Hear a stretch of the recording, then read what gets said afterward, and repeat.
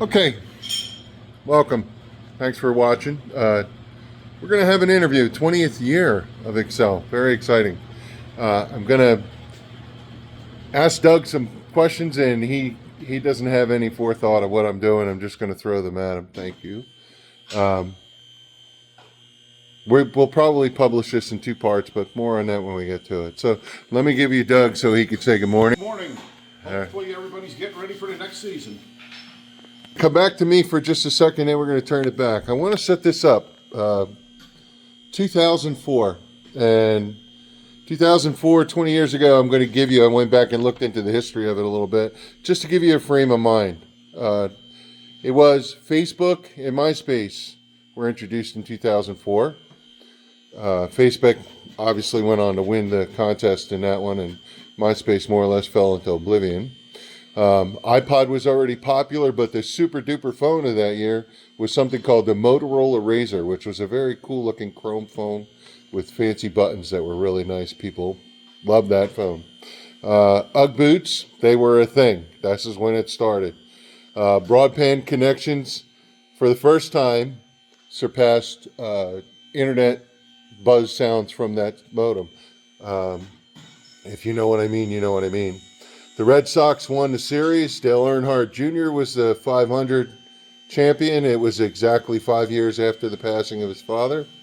Kurt Busch won the NASCAR series that year. Grand Theft Auto, for you younger people, was San Andreas was released. Top songs were Yeah by Usher, Alicia Keys with that rolling piano intro to If I Ain't Got You, and Maroon 5, This Love. Emerald Lagasse was a thing. Rachel Ray, 30 Minutes on the Food Network. George Bush was president. Dick Cheney was vice president. Significant people we lost that year were President Reagan, Ray Charles, Julia Child. Christopher Reeve played Superman again for you older folks. So we're in a prosperous time. It's post 9/11. A lot's going on. Technology is starting to explode. And then here we are in the race world. We're going to start asking Doug with the first question is, if you don't mind, how old were you back then? And it was 7 o'clock on a Tuesday night back before all this. What were you doing? Working on sprint cars. Okay, where? Here? Somewhere Yes. else? Yep, okay. right here. Yep, right And here. how old were you? That'd be 30 something.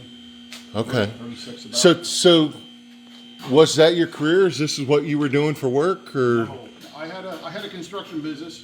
Okay. I did like home remodeling. I had no idea. My big thing was painting and wallpapering. And the reason why I got into that, because everybody hated to do it. So since everybody hated to do it, I did it. Okay, fair enough. So let me ask you,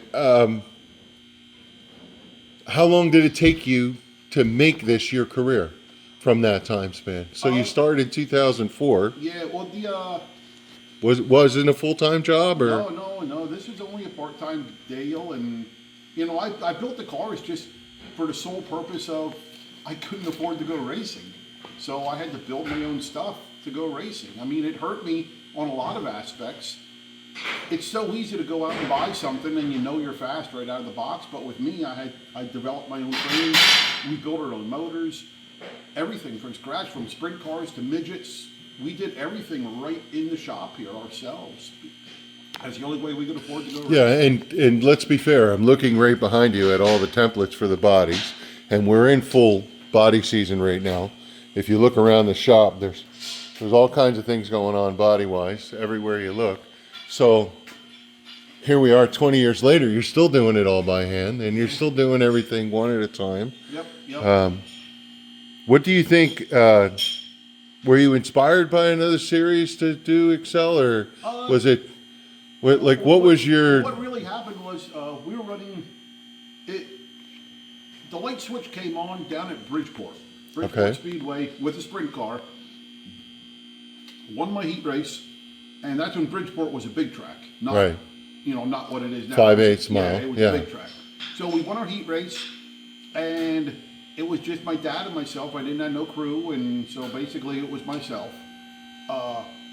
And with a sprint car, if any of you know, if you go sprint car racing, every time you pull in, you're putting 15 gallons of alcohol in. You're doing this, you're doing that. It's a non-stop thing.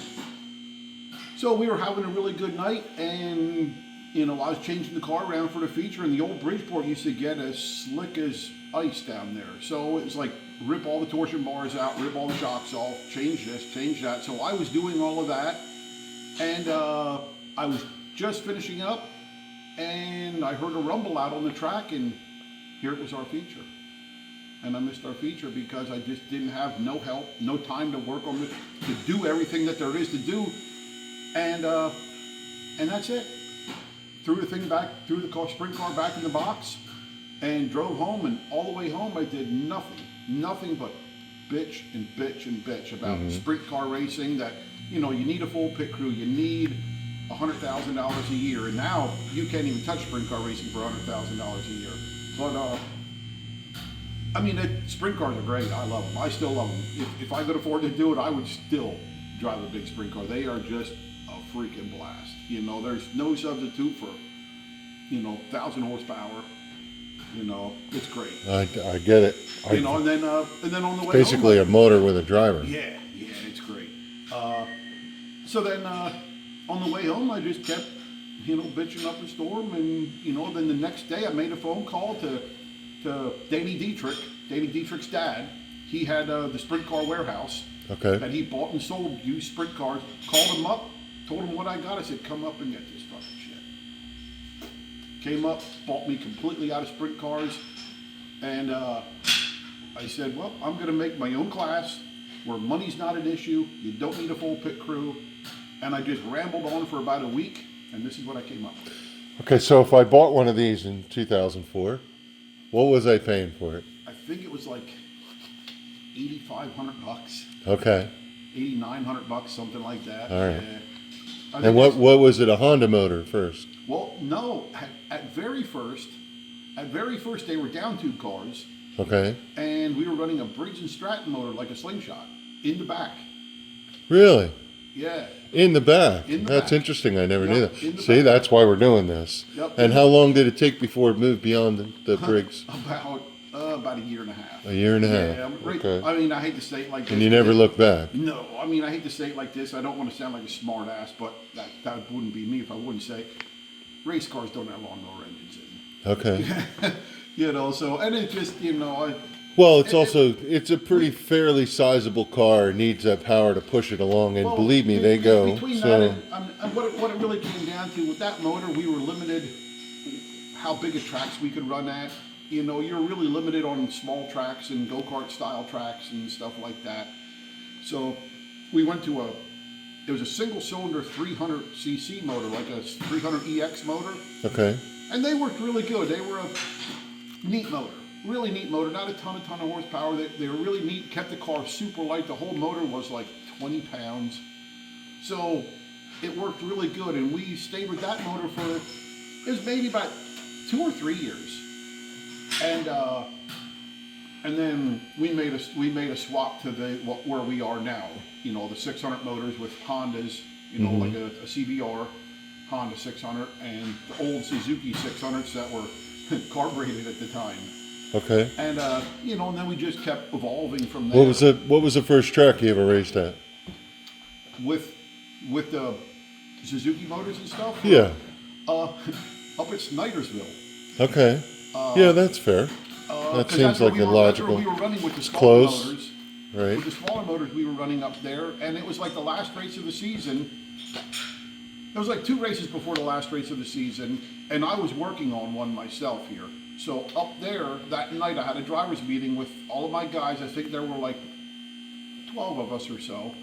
I said, hey, I'm thinking about making a motor swap to this motor, to the Suzuki's, like the micro sprints. I said, if you want to switch over, I said, I don't need commitments right now. I said, but by the end of the night, come over, say yes, no. To switch your whole car over will cost $500. But I need your 300 motor as a trade. Right. So at the end of the night, everybody everybody's like, It was the birth of the class as we know it. More or Yeah, I less. mean, everybody said, yeah. So then, needless to say, I had the first car done for that following week then. So that's the smallest track you ever run on is Snyder's, right? Because it's not much more. No, it's for those of you who may never seen it. It's like the size of a horse ring. Yeah. Snydersville, and there's a track out by Sealands Grove. It's called Penns Creek. Okay. That was pretty tiny. And what would you say the biggest track you ever ran was? Brian Mady, Nick Mady, and myself, we did testing up at Middletown, up in Orange County. Okay, that's a big track. That's a big track. And that was, we had fun, but it's not for inexperienced drivers, because when you turn to get into the corner, you lose all the air over the rear deck, and the car just snaps right sideways. It's, because Nick Mady said, it was funny, Nick Mady said, man, I'm really loose getting in. I said, buddy, that's aero loose. And he said, like NASCAR. Yeah, like NASCAR. Yeah, because it's a big straightaway, right? And I went to Eastern States this year. I know that track is it's suffering a little. I don't want to get too far away, but a lot of straightaway there. Yeah, I mean, if we would go there with like all good experienced drivers, it might be a decent race, but I wouldn't want to crash up there because, man, you'd land up on the road or something like that outside. So it just, but like on today's standards, the biggest one that we're racing at is like a Bridgeport, a Big Diamond, and yeah, they're big and they're fast, and that works for us. I could tell you that when you're sitting in that car going down the backstretch in Lincoln, you're going fast. Yeah, Bridgeport's a really neat place for us. I mean, a bunch of our guys are kind of skeptical about going there because it is a big track. But once you're there, I mean, it's a freaking blast. I mean, I was lucky enough to run last year in a race. Just kind of like, for me, it was just a screw around deal because, well, I guess she's going to find out now, but, the girlfriend didn't know about it. So I signed in under a fake name and everything like that. So, oh boy. Yeah, so I had a blast. I mean, like down at Bridgeport, everybody watches Bridgeport. And everybody says, why doesn't anybody run the bottom? And that's what went through my head. I'm out there on pace lap saying, this bottom gotta work. Man, there's a ton of grip down here. It's big, it's wide open. And on the first lap, I mean, I took her into turn one, just wide open on the bottom, never lifted. I mean, if you lift at Bridgeport, you're not running up front. That's how that works down there. Yeah, it is a wide open track. And get that run down off the banking. Yeah, and that's just it. When you're on the bottom, you don't have that run coming down off the banking, and they just freaking zoom right by you shooting off the corner. And I stayed down there for, like 5-6 laps, and then I just finally bit the bullet and said, well, I got to stick it up top, and then, well, there it is, Okay, 20 years on. You look at the car, you look at the series, you look at the ride. What gives you the most pride about all this? It sounds kind of corny. It's the people. I really like the people. I mean, for the most part, we have good times, bad times, with some of the people, but the people in general. I mean, but when you start a business, you always say to yourself, I wish I would get to this point, or I wish I'd get to this point. You never think about getting to that point, but, that's what you always inspire to get to that point. And, and I'm kind of getting there, but you never, I don't know, just, I know there's a lot of people in my program, if it wasn't for my program, they wouldn't be racing at all. Because it's affordable. It's affordable racing, and some of these people, they come right out and tell me that, and I think it's great. I think it's great that I personally changed their life because they can now race because of my program. It is, honestly, I'm going to interject a little bit and say that it's a very friendly class. Even though there's competition, it's not cutthroat. Let's put it that way. No. So good for you on that. I agree. Okay, we looked at the good. Now let's talk about the regrets. Do you have any regrets? Something that you didn't seize all the way upon the opportunity? And I'm going to throw one out for you, maybe to think about. The 3/4 car that you proposed a year or so ago. Yeah. was on its way, and then you just realized that it wasn't the right time for that. And what other things would you say would fit in that category of I wish I woulda, coulda, shoulda? Uh, I don't know. I mean, the 3/4 car is definitely kind of a regret. You know, I mean, I wish I would have followed through with it more. Uh, but at the same time, I think looking back on the 3/4 car, I mean, I knew what I wanted to do with a motor program, with like a rear end program, with a transmission program, but the car itself and the chassis itself, I was kind of unsure what direction I wanted to go. I mean, I had so much stuff floating around in my head as far as what did I want it to look like, just stuff like that, you know, tire program, wheel program, everything like that, and I just hate to say it, just kind of threw my hands in the air and said, you know what, now is not the time. Yeah. You know, I mean, I'm busy enough doing my own program. I mean, I'm in here 90 hours a week, if not more. You are. So, you know, do I really need another fire to start? I'm amazed that we've made it 16 minutes and your phone hasn't rung. Yeah. To be fair, that's pretty. We'll see how we do with that. All right. So, the next question I got for you, I want you to. I already know this ahead of time when I ask you this question, but all along the ride, you've had Gene with you. Talk to me about Gene. He's not here right now for a reason. Yep. But he's been inspirational. He's been super friendly. When I got into this series, 10 years ago, he was just such a great guy. Such a compliment to the whole deal. Talk to me about Gene and how much he has been a part of this for you. Yeah, Dad's been with me, I mean, since the go-kart days. You know, since the go-kart days. You know, it's been him and, you know, a guy that not many people really know about that in my go-kart years was Barry Greenswijk. I mean, Barry Greenswijk was a big, pivotal deal in my go-kart racing.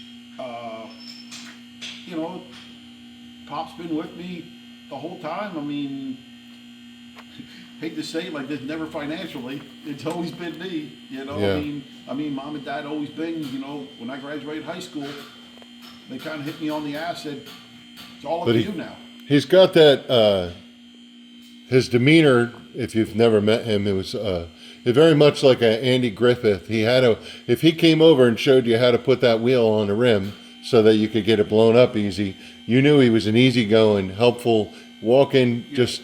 Yeah, I mean, he loved coming to the races. Yeah. He loved the people, you know, obviously, you know, he loved the people.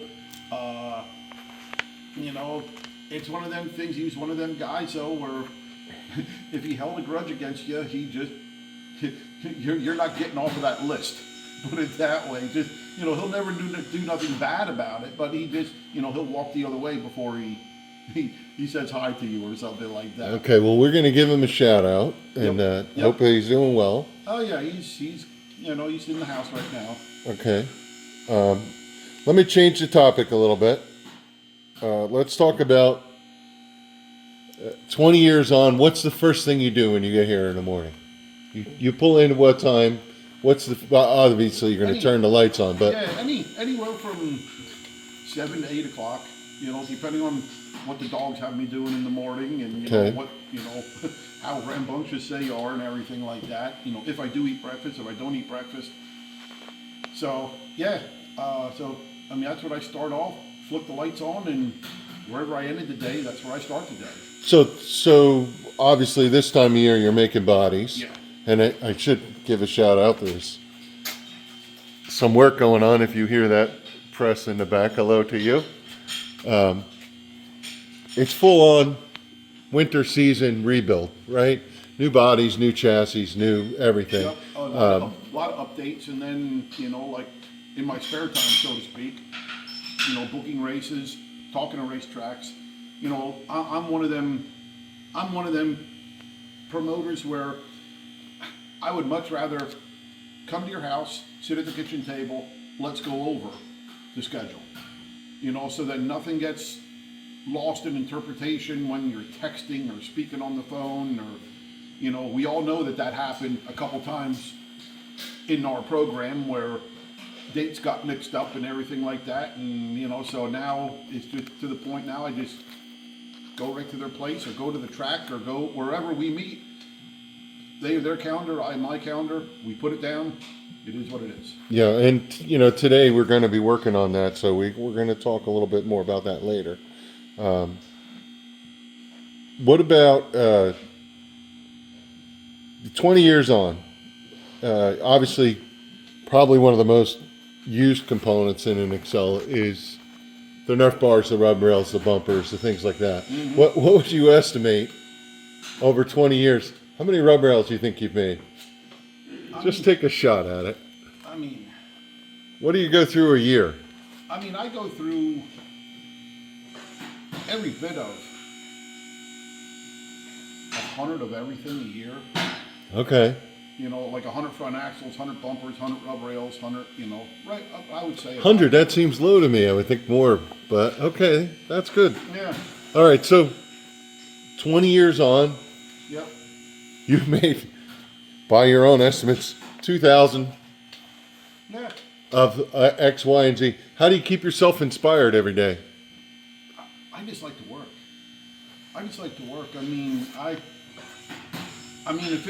Truthfully, if it was really up to me, I would, as far as like the out front, like in the public eye and stuff like that, that's not me. This what we're doing here. Yeah, I know. Really, I had to cajole you. Isn't really me. Yeah, but people need to know. Yeah, I appreciate it. I just want to work. It's that it, and I'm living a dream. I mean, seriously, I get to work on race cars every single day. Yeah, that is neat. Well, the saying goes, if you do what you like, it's not work. It's not work. Exactly. Yeah. All right. Well, I'm going to interject a little bit and say that I probably talk to you as much as most anybody. Oh, yeah. And you're always thinking. Your mind is always moving towards something. Oh, yeah. The other day you gave me a saying. And I said, okay, I'm guessing you were driving down the road and this saying hit you. Yeah. And it's on the front page of our website. I'm not going to say it. You're going to go there and you're going to see it. And I thought it was very appropriate. You know the deal. I mean, there's always stuff rolling through my head all the time. I'm just nonstop. Well, you got to move forward, right? So that's great. We're going to change to general knowledge, interesting things. I'm just going to throw a few questions out to you. Sure. Let's start with how many are you up to now? How many chassis have you made? 260. Okay. And if you look back over 20 years, would you imagine that you've made 260 cars? 260 cars. We had a conversation this morning about the power steering, and you floored me with something that, yes, we're going back to power steering this year, but I wasn't aware that you fabricated some my first out of Chevy Equinox. That was news to me. So this is why we're doing this, because I'm learning things. I'm not going to do them myself anymore. I'm buying them from. Well, it's reasonable in this day and age that if you could buy the product and it's reasonable, that's what you should do. So, all right, if you started right now, you had all the stuff you needed, all the tubing, all the nuts, all the bolts. How long does it take you from start to finish to put a car out? To build frame-wise, from straight tubing to ready to go to powder coater, it's like 32 hours. To build a complete frame. And then assemble the axles, put the motor in, all that? Once I get it back from the powder coater, it takes a good 8 hours to cut a body, install a body, everything like that. And then after that, we can start putting it together. And if I really, if the phone don't ring and everything works, the stars line up, I can completely build that car then in 2 days. Okay, so 1640. So we're talking about the just short of 2 working weeks to build a car from start to finish. Yeah. And let's be fair, that's you, right? For 40 I mean, you're doing it more than 8 hours a day, obviously. So, and I've seen you. You're a well-oiled machine. When we came here, we had a new car last year. We had to put the seat in it. You walked over and you went blip, blip, blip, blip, blip, and you said, you're going to put a thing here, we're going to put a thing here, we're going to put a thing. You've got it down to a science. So I imagine that, if you had to, you could churn the cars out. And I think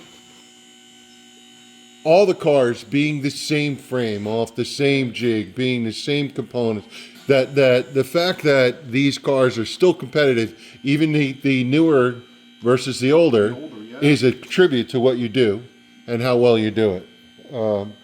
So good for you. Talk about the design changes since the inception. Secondly, what is the most significant upgrade you've made? Now, I didn't know that they had those motors in it, so the biggest change that we made was going from the down tube to like our modern cars. The down tube car was a little bit like in the cockpit was a little shorter, a little narrower. Like a taller guy. Didn't have no headroom. His head was almost sticking out of the roof. So we just made the car more friendly for bigger people. That was the first big thing. And with the down tube cars, with our application, the down tube cars just didn't flex the right way. It's kind of like a goofy way to explain it, but they just didn't flex the right way. Just like sprint cars, and if you put they're too rigid. Yeah, if you put a pipe in here, it'll flex like this. If you put a pipe in like this, it flexes different. Like the last couple of years, I raced midgets. I got away from down tube cars. I ran a mid-rail car in a midget, and what a difference. I mean, a whole different car. And I still say, I mean, with the sprint cars, it's a different story. Down tubes, it's a safer car. Absolutely 100% safer car. But if I was ever to build a sprint car like for myself, it would be either a mid-rail car or a low-rail car. I'd go back to that, and you'd crush them. You'd crush the people. They just got away from it. Okay. Who bought the first race cars? Do you remember 20 years ago? Robert Hahn, his name is. He owned a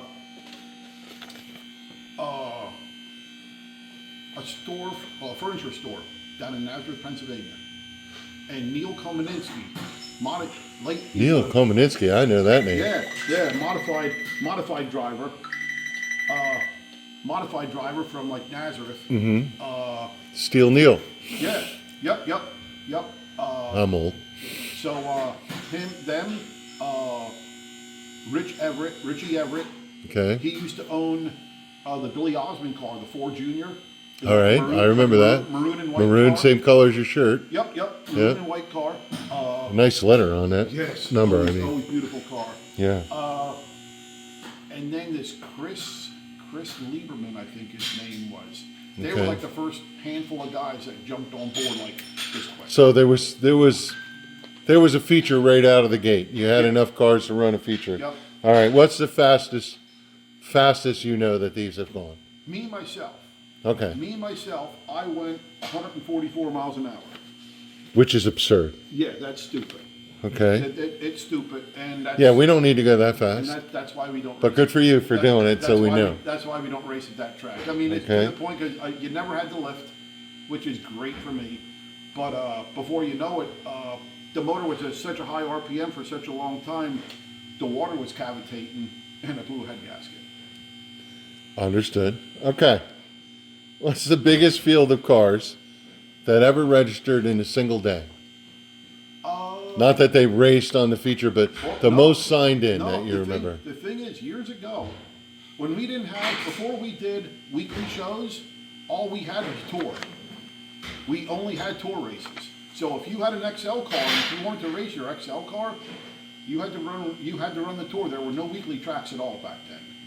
So there were nights that, I think at Nazareth we had 43 cars one night. Nazareth. We raced Nazareth? I'm sorry, Oh. at Grandview. Grandview, okay. At Grandview we had 43 cars one night. Who won? Do you remember? Oh my God. 43 cars. Who was at the top? Mike Kepler.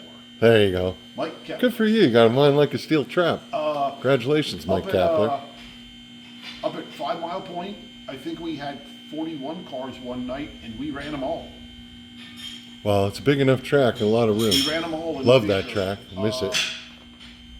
Who won that one? I don't know. That might have been either a Nick Mady or a Brian Mady. Okay. Because them two were pretty dominant up in that area. Well, that leads me.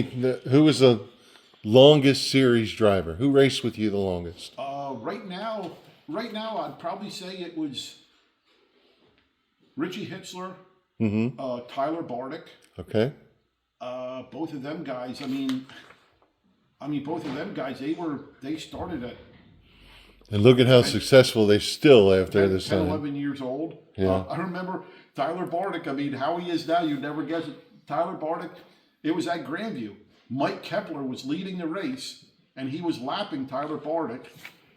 And Bardick stuffed him in the fence. Oh dear. Yeah, just and of course, Kepler was fuming and everything like that. And I said to Mike, Mike, hey, how about this? I said, it sucks. Yes, it does suck. I said, but you have to have this as a teachable moment for the kid. I said, go over to the kid, don't scream, don't holler, don't bitch. I mean, it sucks. Yeah, look at him now. He's I said series champion. but He's I said, winning races. I said, be the ambassador of this deal. I Yeah. said, ambassador is going to go over to that kid and teach him and tell him the right way. Hey, when you get that move over flag, you got to do this. I said, I can't do everything, Mike. I got to put it on to a champion. Yeah. You are our past champion. You got to be a champion about this. So he did. And, Mike Kepler, like, as far as the most classy champion I ever had, by far. I'm sorry I didn't know him, but it sounds like I wish I did. Super guy. Yeah. Super guy. I mean, I think he won maybe 2 championships with us, at least 2. Richie won, I think 3 or 4. Yeah. I think 3 championships. Tyler won, I think 2 championships. Harris. I think Kenny Harris won, I think, Yeah. 2 championships. We had a lot of really good champions. I mean, You do have a lot of great drivers in this class. Yeah, Tyler Barnick was a great past champion, a good ambassador, everything like that. Which family had the most racers? So you mentioned the Mady's had 2. Myself and Corey are 2. Has anybody been more than 3 people from a family in a? Who are the multiples? Yeah, like the Hitzlers, Tiffany. Right, and Tiffany Richie. and The Garmins Richie. right now. The Garmins have Yeah. 2 of their boys racing right now. Josh Bewley. Josh Bewley, is I think he might be putting a second car together for this year. Okay. And the Courtiers might be running like on and off, like part-time deal. So who's the youngest and who's the oldest? Our youngest now is, man. It was Going Where You're Not was on the back of her. Abby Price, right? Was Yeah, the youngest. that I know of. Let's put it that way. She's our youngest tour winner Okay. ever. Yeah, because DJ Hunt was the same age, but she was like a month and a half. Okay, she beat him by a month and a half. Yeah, beat him by Good a for month her. and a half. Because when Yeah. DJ Hunt won, everybody was, because like Aaron Bose was helping him. Right. And he was a past champion. I mean, he won. Oh my God, he might have won three championships. He's a big. Yeah, I was going to mention him, and he's a big. he's in our future discussion. Yeah, he's a Aaron big pivotal Booth. part of the Xcel class, and and now look at him. He works for Kyle Busch. Yeah, how about that? How That's great so is cool. that? How great is that? That's super. Yeah, Kyle Busch came to, I believe it was Kutztown, Yeah. and we were talking there, and that's a pretty neat deal there. That was the next question, but you kind of lost it. Who's going on to the most success after leaving the class? And I'd have to say, Oh, definitely. nod to Aaron. Yeah, definitely a big nod to Aaron. God bless him. Yeah. I mean, stars lined up, and and sometimes it only takes one introduction or something like that to get hooked up with the right people. Richie Hitzler was in a modified for a while. Yes, he was. Did DJ is out there running New Egypt. Yeah, DJ's running down at New Egypt. I voted for his car well. yesterday. Yeah, doing very, very well. Yeah. Richie did okay. I hate to sound like an asshole about this with the equipment that he had. Yeah. You know, I mean, in modified racing, You got Koch is doing well. I know he won a race up at Path this year. Billy Koch. A couple of guys. Yeah, That's Billy Koch is running the 600 micro, and I mean, he's good for 6 wins a we've year. had some talented drivers, and we've proven that they can go out and compete with the best. Yeah. Right, and be competitive out in the world. Yeah, another guy that we overlooked. I think he won at least one championship with us, and he started when he was like 11 years old. Bobby Butler.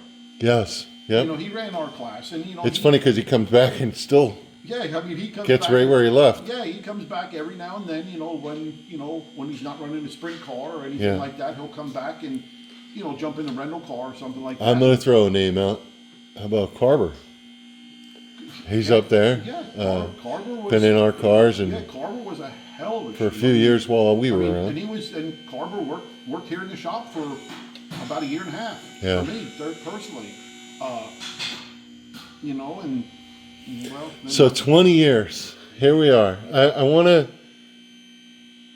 start talking about the future a little bit now. We're going to turn the table. Is there anything that I missed that I didn't ask you that you want to throw out about your time here in the 20 years before we move on to now and the future? No. I think it's amazing, honestly, that one person has the ability to do all that you've done here, that you answer the phone, you change the toilet paper, you pay the money at the end of the night, you know, there's you, and there's you and you. And I want to say, just before we go to the future, I appreciate that. 20 years on, here you are, you're still doing it. Every time I call you, have a great disposition. We're going to talk about the future and some of the things that I want to hear going forward. But thank you for where we got to right this moment. Yeah, well, it's not just to me; it's a group effort. That's how I look at it. Well, I think the drivers are great, the teams are great, the series is great. Exactly. So, all right. It's been amazing. Now we're going to turn perspective onto things. Where do you see yourself in 5 years? Let's start with that. I know this sounds really kind of like out in left field a little bit. I'd really like to try to get the small cars, in general, the small cars, like our cars, 600 micros to a point, 270s to a point, slingshots to a point, more recognition, what they deserve. It is the future of the sport, in my opinion. Exactly. I mean, like a full-size modified, you can afford to put $150,000 car together, and you can tear the bitch in half. Right in the first race. The first race. First corner. You know, you can blow a motor up, and well, us too. We can do the same, but still. Yeah, we can. It's a heck of a lot easier to recover. Exactly. You know, if I'd have a magic wand, put it that way, that's what I would wish for. You know, like the small cars get more recognition at the bigger tracks and just the real race tracks and stuff like that. Nothing against the smaller tracks or anything like that. But it just, you know, I mean, we work on our cars just as much as them big guys do. I also think we have a lot of moving parts just like they do too. There's a lot of learning curve, right? And you see as people come up through the ranks and they learn the car and you could see them going faster and faster and faster. We've got 4 or 5 drivers right now that are just about to bust out. I see that when I look at the track. They're starting to get little bits of success. They're running up front every week. There's glimmers of hope in some of the guys. And a couple of weeks ago, they were getting a move over flag, and here we go. Yep. All right. You know, and the thing is, and everybody that knows me knows I'm the first one to go over to you and say, hey, you know, when you get into a spot like this on the track, do this or do this. And when I see that in a driver where he's almost ready to make that next step up, you know, I have a whole different conversation with that guy. Okay, well now you got to do this, and that, you know, if you want to get laps like that every single time, this is what you have to do. And most of the time they're like, oh, okay, so that's how that works. Yes, that's how that works. You know. Yeah, I the mean, light's going on. Exactly. You could see. I mean, you know, but then you have guys like, you know, and I'll use him for example because he's a good example, like a Bobby Butler. Bobby Butler's kind of a plug and play deal because he's been in my cars, he's been in micros, he's been in big sprint cars, he's been in modifieds.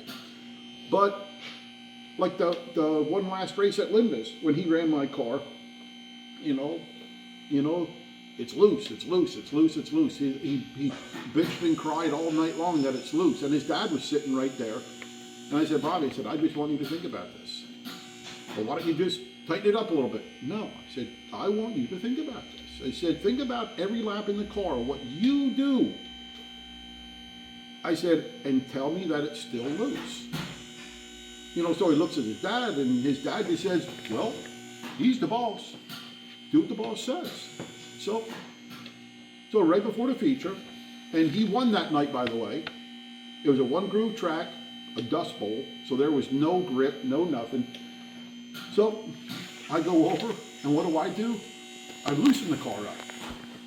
And Bobby says, Doug, you went the wrong way. No, I didn't.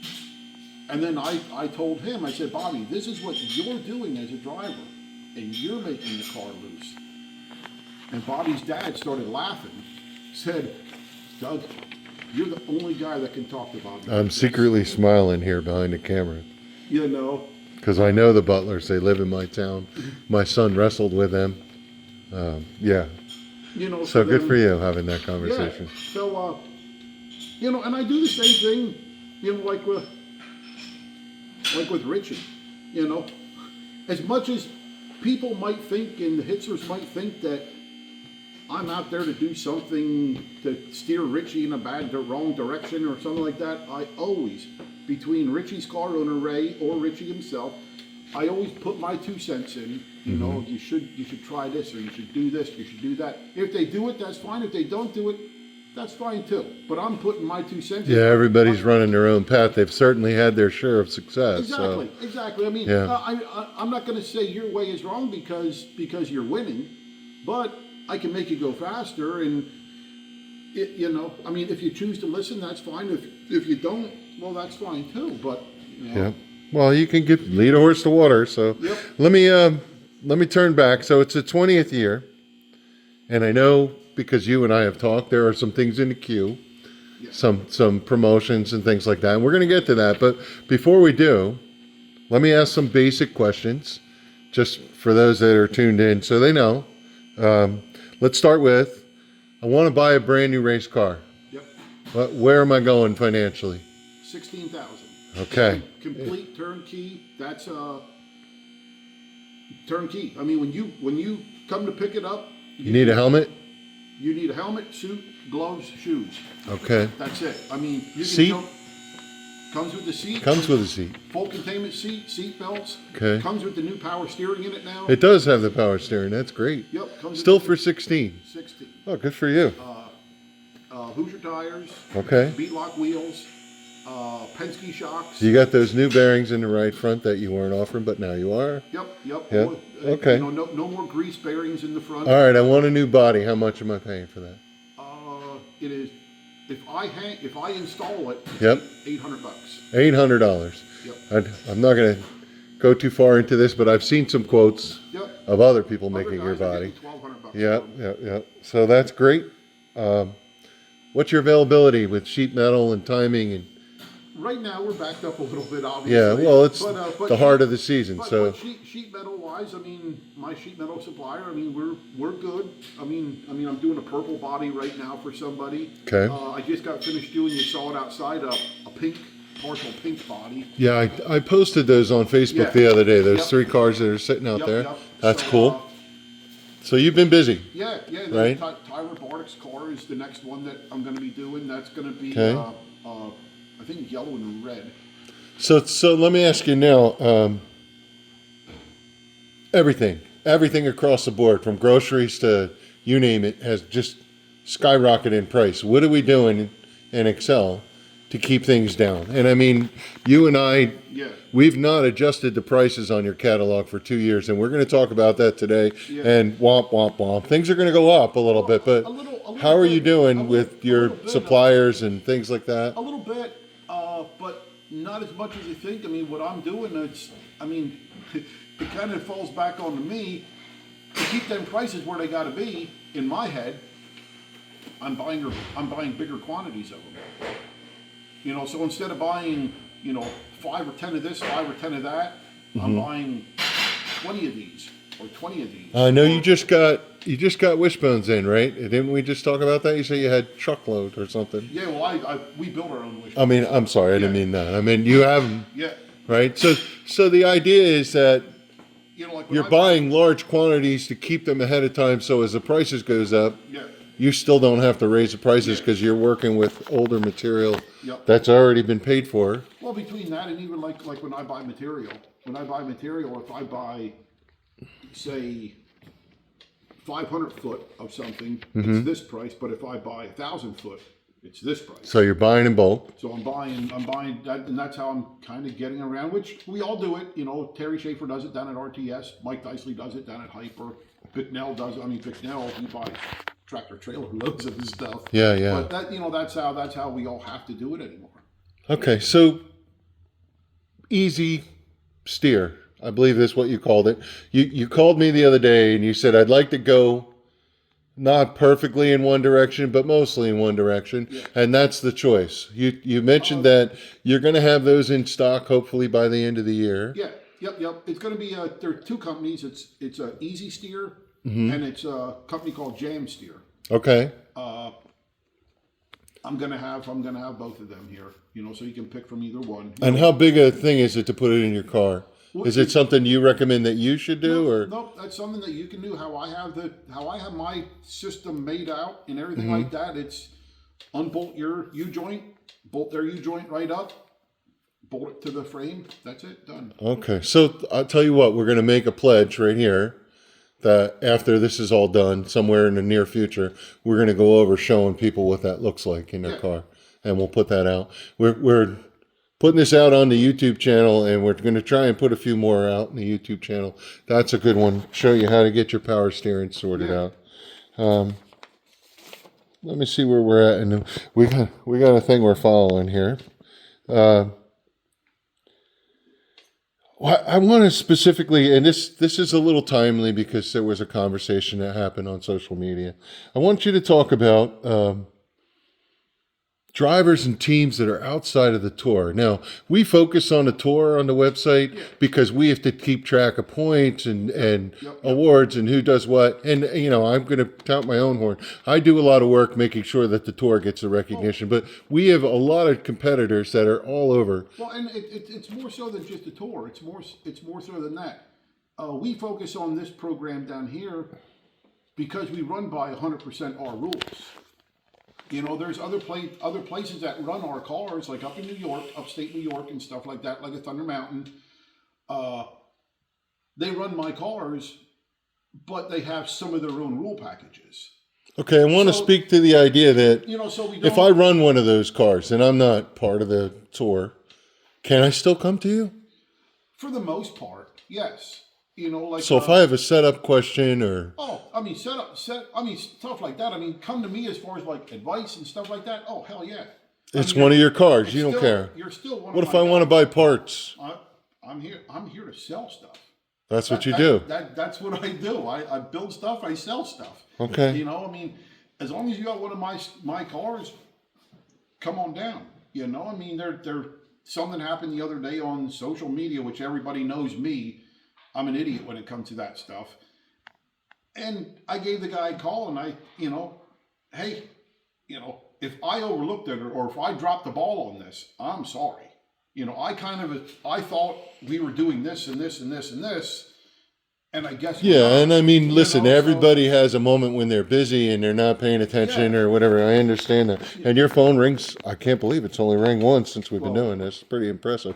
So the summary is you don't care where they race. They're one of your cars. They're part of your family. There's some of them guys up in New York where they don't even know who I am. They never called me, never nothing, but they think I'm the bad guy. They never even met me. Well, They never I talked to saw me. something that somebody didn't know who you were, and they wanted to know if you would make them a body. Yeah, And the guy was like, "Well, he's Xcel. He'll make you a body." yeah. Well, that guy's from Oklahoma. I called him up. Yeah. Yeah, I saw it on there, and I called him up, and and he wants a body, but the thing is, to ship a body to Yeah. Oklahoma, I did it one time, and it's like $450 to ship a body. Take a ride out. Come on out and see what's going on here in Xcel. Exactly. But I mean, generally speaking, I just want to clear the air. You don't care. No. If they own an Xcel and you need advice or tire advice or setup advice or Yeah. motor advice or how to put a jam nut in a fuel cell, if it's, Yeah, all that. Yeah, I'm here. You're here and that's what you do for a living. So, for you folks that there's no special treatment to the tour or whatever. No. Come on out. We're here for you. This is a business, and we want to support you. I mean, I would like to go up to Thunder Mountain. If Carl Spoonhauer sees this video, which I hope he does, Yeah, I would love to have. I would love to go to Thunder Mountain exactly. too. I call Spoonhauer. I would love to have a tour. Love race that up track. there. It was All always right. a good thing for us. But he has, they came out with some rules for this year, which is just their rules. And Yeah, to each his own. I mean, listen, each his- you're still part of the family, as the summary of it all, right? exactly, All right, let me speak to the tour now. What I want to ask is, what do you want to say to the tour teams now that the motor parity has been adjusted? Are we moving on? How you feel? I am moving on. Yeah. In my eyes, everybody thinks that I'm partial. Well, they got the new airbox, right? Yeah, And exactly. we've seen some success with that. We saw a lot of success with that. Did we run at a Bridgeport with the new airbox yet? No, we didn't. Yeah. No, we didn't. And All right, so I'll be it's- the first one to say that. No, we didn't. But more air is more air. If it's on a little track or a big track, more air is still more air. We're still creating 10 to 12 more horsepower just with that airbox and that breather, the vacuum system in the motor. So Okay. Good. I'm going to close it right there. How are we doing with the schedule? How close are we to putting the schedule out? It's what? It's a few days before Christmas. Yeah. We're early days, right? You probably have some idea, but yeah, I'm probably like halfway done with this, over halfway.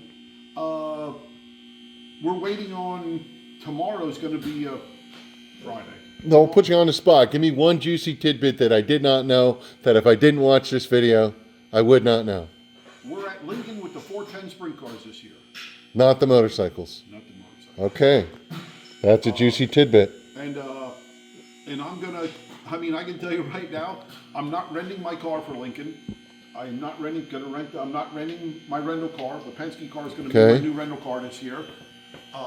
Amongst all the junk that's in front of it, but Well, and it's a what I'm- peak what I'm- season. What I'm looking to do. No one apologize. I want to either put a Fred Raymer Jr. in the car or Okay. Andy Dietrich in the car. Good. That'll be exciting. Add something to it. So let me ask you this. There's an elephant in the room. And it's been announced, so it's not a surprise, but you're going to be part of Hamlin, and I want to touch on that.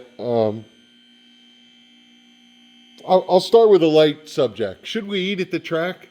Let's talk about that, because I know you're big on that. Yes. Let's go with the easy thing first. Yes, everything is supposed to be signed tomorrow.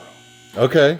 So once that gets signed, we're going to make some big announcements, like with you in the racing paper. All right, so we can't go too far into it yet. But everything should be signed tomorrow. As far as there's 3 businesses that we're taking over up there. The racetrack, is one of them. But as far as the food goes, yes. Come hungry. Yeah, come home. When I had Penn Can Speedway, that was my biggest thing. We are not having racetrack food. All right, I'm all right with that. When you used to roll in the Penn Can, our food was good. We put fresh grease in the French fryers. It was like every 3 weeks. Everything. Grills get cleaned every week. And I was a ball buster about stuff like that. That was a me deal. Yeah. That was a me deal where, You know, not just Yeah, if you don't want to eat it, neither do I. I agree with you there. Exactly. So okay, are you getting up in the morning and walking 4 miles to build up your stamina because now you're going to be taking this extra responsibility on? How are you going to manage all this? I know I can't give too much out, but I know a little bit about you're going to pace yourself with the schedule, yeah, right? Yep. And we won't go into the details, but I guess there's going to be some off times, Yeah, things like that. We I mentioned think that earlier, as but it is right now, I think we have 2 weeks off at Hamlin, like 2 or 3 weeks off at Hamlin, and then 2 or 3 weeks are going to be when we have a tour race like down at Lincoln. Okay. On Saturday. right.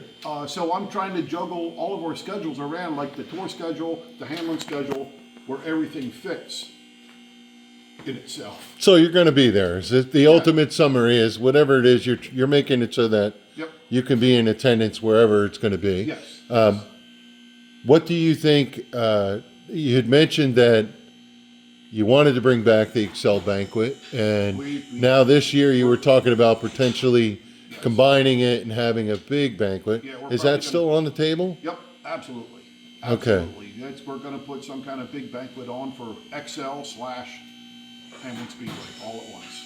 All right, and then the final thing is you and I have been bouncing around this promotion idea. And I want to speak a little bit. I'm not going to let it all out because we don't have all the details ironed out. But tell me about the summary of this. If you attend a race, you're going to get a token. And yeah, this is what we came up with, folks. Yeah, I mean, I want to try to, make our tour bigger, like car count wise. Okay. So what we're kind of spitballing right now is when you show up with the tour, so to speak, you're going to get a ticket. So if you show up to 20 tour races, you get 20 tickets. If you show up to 1 tour race, you get 1 ticket.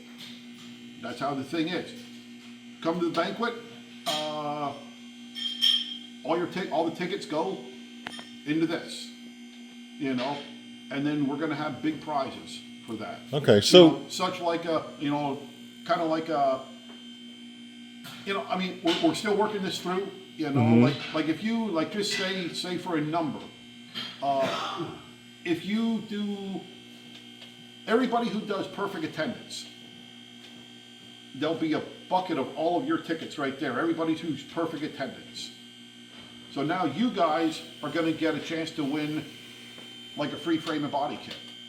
Okay. Wow, that sounds great. Just for coming to the races. Just for coming to the races. Like a free set of wheels, a free Okay. set of tires. I'm working right now with a suit company, $1,500 fire suit, custom made, custom. Your logos, your this, your Okay, that, so your. I have a choice, and it's Friday night, and I'm trying to decide where I'm going to race. Am I going to go there, or am I going to go there? Well, the tour's in town. I could come and potentially, because I raced the tour, be in this lottery and win some sort of. Yep. Even though I might not be a full-time competitor in the tour. Well, the thing is how I have it now, like between the Linda's Weekly stuff, the Hamlin Weekly stuff, and the tour stuff, Right. nothing competes with each other. Okay. So that makes, So I could race 3 nights a week. Well, at least or 2, something. or Yeah. 2 nights Two for anyway. sure. Yeah, 2 Yeah. for sure. 3 if it's a Tuesday night at Kutztown. Exactly, absolutely. Right. Yeah, that's always a big. I mean, hopefully it don't rain this year. Both times we're there. Okay. I don't know the answer to this, and maybe I shouldn't even ask the question, but I'm going to try anyway. What about the small track at Baps? Is it ready for us? Do we get a shot at that, or is that not something that's been worked on? Or I think. and I say that, you know. My personal opinion. I think we're going to wait 1 more year yet. Okay. They're working on some stuff down there. They need to get another lane going. We raced the micro there. Yeah. And we did enjoy it, but it needs a little bit of tweaking. So I understand. That Corey Phillips, he's new to our program this Okay. year. Yep. He went down there, did some testing because he lives right down in that area. So Right. he did some testing, and I saw video of it. It looks good. I mean, it looks good. It's a neat little track. It is. It needs a little something. Colton and Gold Brick, they know what they got to do, and they're doing it. Like over the winter here, they're changing some stuff around, moving this, doing that. So they're going in the right direction. They are. Okay. All right. So I want to say, first of all, thank you for investing an hour of time. It's been exactly an hour right now. I didn't know that it would take this long. I think it's great. I think that the summary of you being here for 20 years, congratulations. Really, I mean that. Congratulations. I'm so excited to be a part of this class. I always have been. You work so hard, and you deserve the congratulations you get. And I look at it like in our program. In our program, we have guys that are. Corey's 11. Well, I mean, we have guys on such a big spectrum of types of people. I mean, we have big corporate lawyers. Yeah. That can definitely afford to do whatever they want to do, yet they're running my program. And then we have guys that, they're struggling to run my program, and there's nothing wrong with that. Listen, I'm going to say that I would have never gotten in a race car if it wasn't for Xcel. And I appreciate that. I appreciate you, and I appreciate 20 years of this. That's amazing. And like some of these, these not so well off guys, they come up to my shop and, when times get tough, we all get into spots. I got a bill for them here for, say, like $300 or $400 because they tore the car up and, man, I really want to race next week. It's the 50 lapper or here. Yeah. So then over the winter, they pay me off. I cannot imagine how much I know. I know from behind the scenes a couple times how benevolent you've been, and I appreciate that. So I gotta, and that's part of me where you got to keep the guys coming to the track. That's one of the reasons why I try and make it so that everything is positive, because I want to keep people happy. I want people to enjoy the series.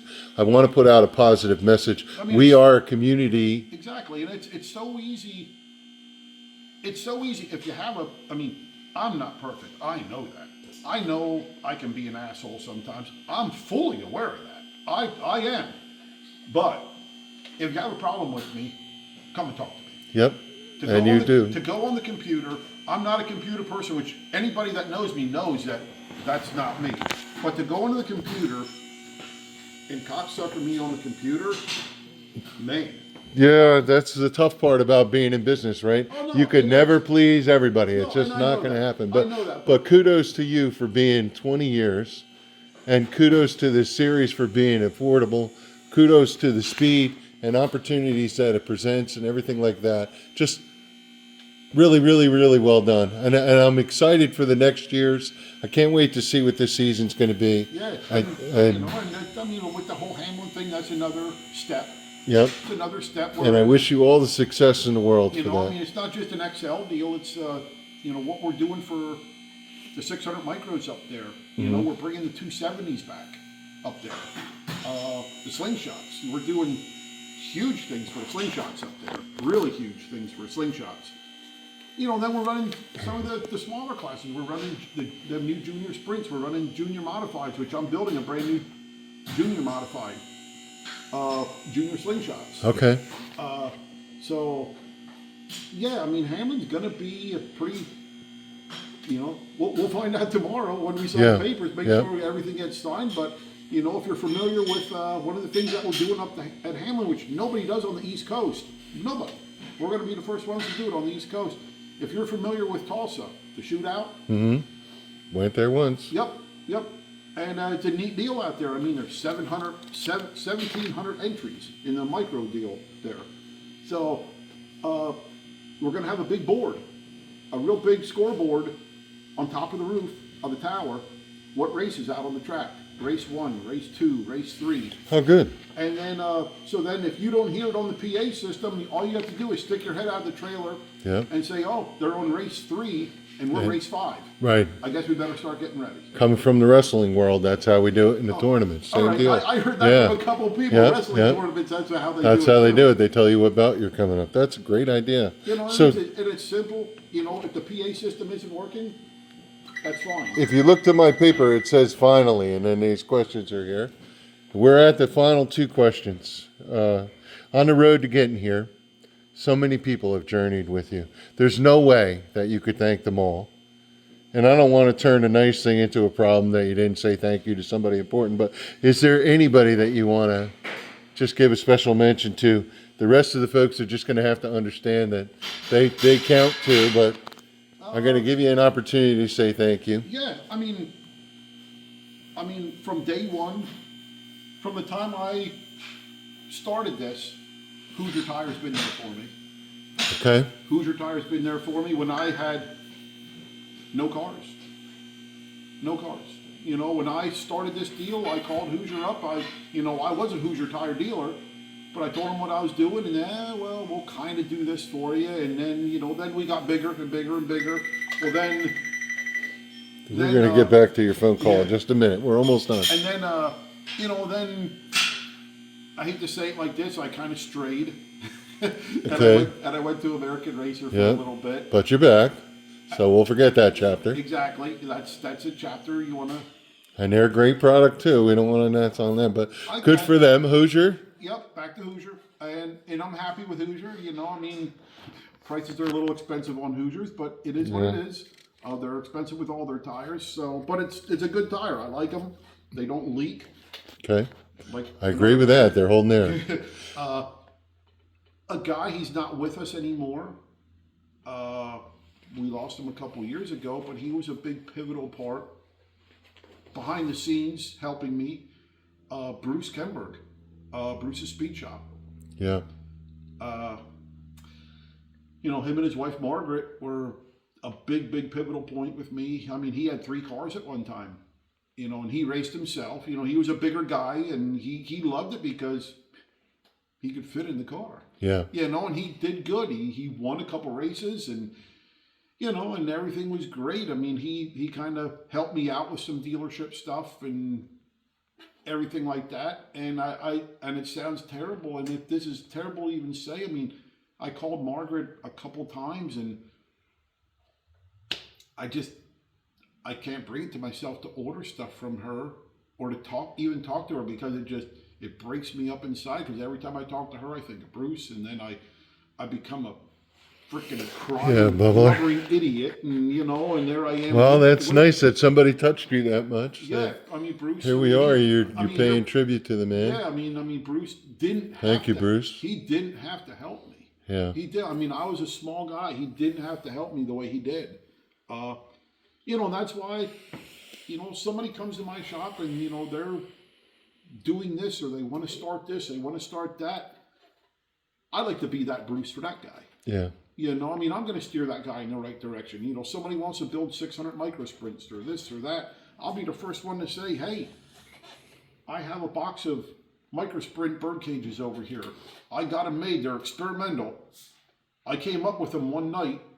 So I called my machine shop guy before I would forget about it. And he made me a box of them. Never tried them. Okay. But I have a box of them. The future. To this day, nobody still has anything like that. Yeah. All right. Well, we're going to keep it a secret. But if you want to know, you're going to contact Doug. Okay. We need to get these people their phone call, because they don't know we're doing this. And it's unfair a little bit. But we're going to get back to you. I'm sorry if you're one of those people that called during the course of this. Last thing.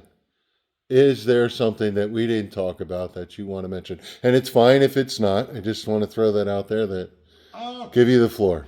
What I would like to see, like in our program, our our tour program. Years ago, we used to do this.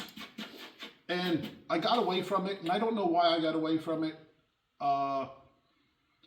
USAC does this. This doesn't make it right or anything like that, but I'm just giving claim to who does it. Right. And it's classy to do this. Years ago, we used to have it where all the crew got to wear the same shirts. Okay. So then, if anything happens at the track, you know, and they're wearing, say, a Tyler Bardick shirt, I know who to go to. If they're wearing a Corey England shirt, I know who to go to. Okay. Stuff like So there you go. There's your call on your game. Go out and get your crew some shirts, even if they're just one color shirt. It doesn't matter.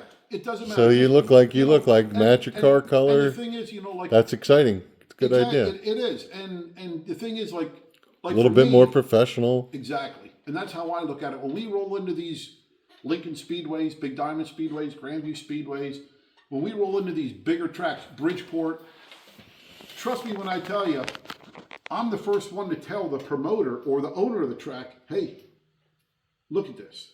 All of my guys have crew shirts. And you know what they say? I should do that. Yeah. I should do that. With the stuff that happens in the pit area and, you know, arguments and this and that, then I know who to point my finger at. Exactly. You know, and I'm not thinking about the arguments. I'm looking at professionalism. You know, it makes the whole class look, you know, like it's a higher level deal. You know, if everybody has I don't care if they're just, if everybody wants to just wear a red shirt. Yep.